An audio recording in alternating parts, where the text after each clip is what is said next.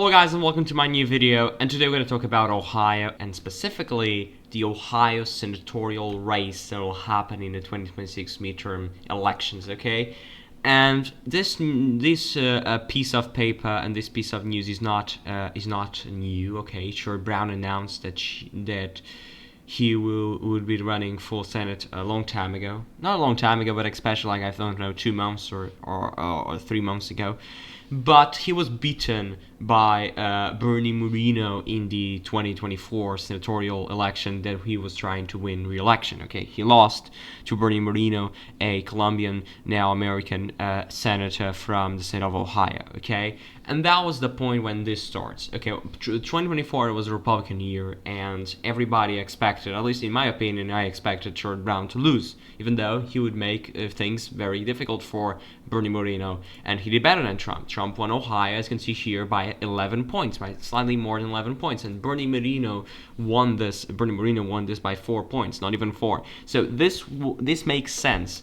Sherrod Brown did better. He was an incumbent. People in Ohio likes him, and this is really what this is about popularity, about name recognition, and Sherrod Brown is a strong incumbent. So if he lost Ohio by 4 points, not even 4 points, in a very Republican year where Trump won Pennsylvania by more than 100,000 votes, which was impressive for me, and especially Michigan by almost 100,000, what can happen to Sherrod Brown in a Democratic, at least we're supposed to be a Democratic year?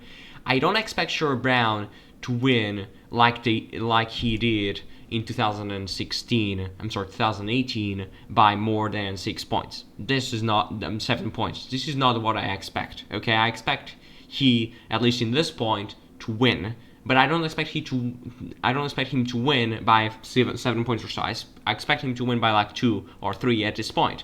And I'm saying this because it's a little bit controversial, because many people say that this is a completely safe seat for the Republicans. I don't think so. Okay, this is just my opinion. You can say yours in the comment section down below. But I do suspect, at least in my view, that Sherrod Brown is gonna be the new senator from Ohio, and this change completely the path to a majority, okay? This changed the path to a majority because Ohio is really what this is about, because I just want to fill in here the states that I think are really safe for the Republicans, which I'm going to just go later. I'm going to say Alaska, because even though Maricopa, it is not a video about the Senate, it's just a video about Ohio, but I'm just going to say what implicates in terms of Ohio for the Senate, okay? Because this is really important. Many people underestimate this power of these states, but this is really important. Of course, I'm here making some assumptions, especially about many states like Georgia and Maine that are not easy for the Democratic Party. Even though I do think they're safer to go to the Republican Party, to the Democratic Party, rather than the Republicans. So I'm just gonna lay it out: Iowa and Ohio. This is wrong.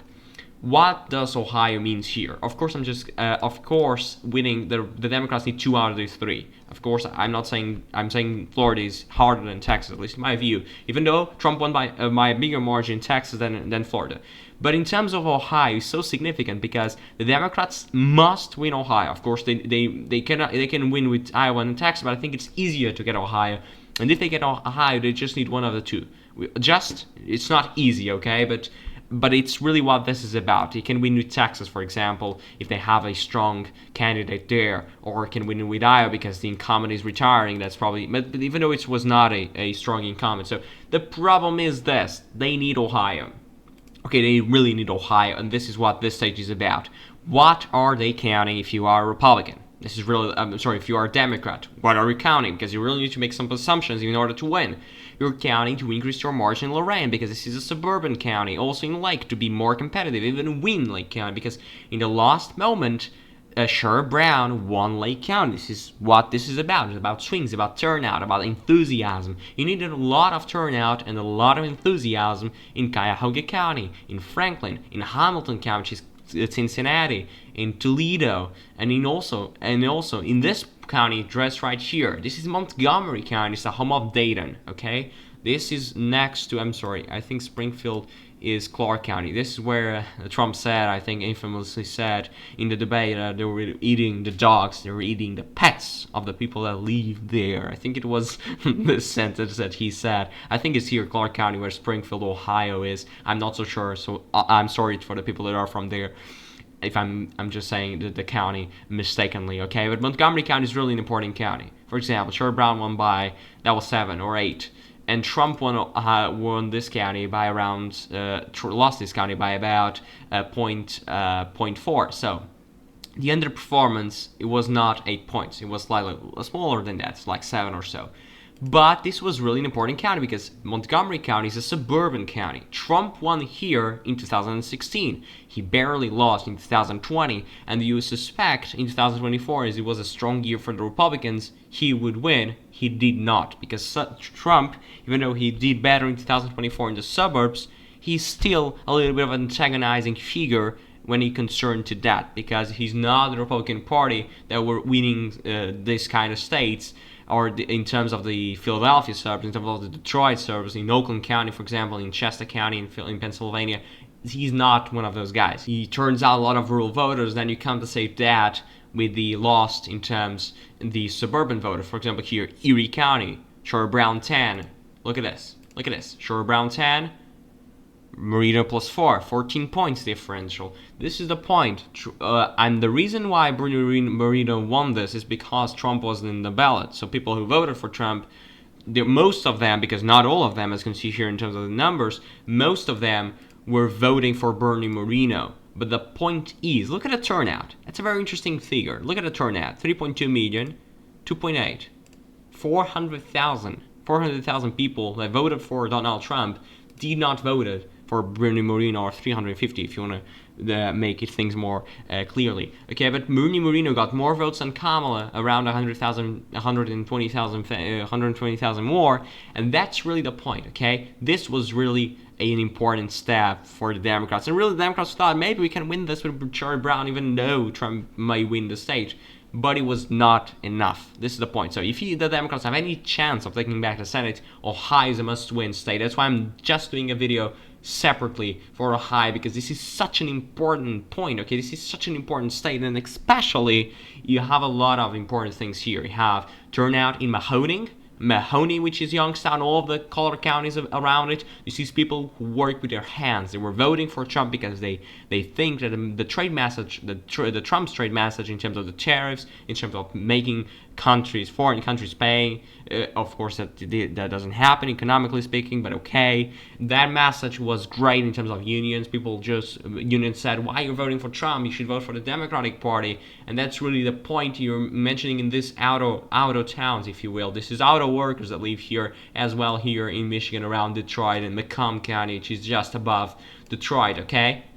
For example, Delaware County is a very important county as well, because Trump won here by 16 points in 2024, and Bernie Moreno won by 1.5. This is an important swing. And look at Trump. Trump won, but only by 6. So this was a county that was flipping, that was trending away from the Republican Party. And look at 2018. The margin was even bigger. And this is really the point, man. There are many counties here that, even though the 2024 was a Republican year, they trend the left when you compare it to 2016. Why? I'm sorry, 2020. Why? Because the suburbs are still revolting against the president. So if you're going to see the Democrats winning, you need to see 2 things. Strong turnout 2 or 3 things, I'm not so sure.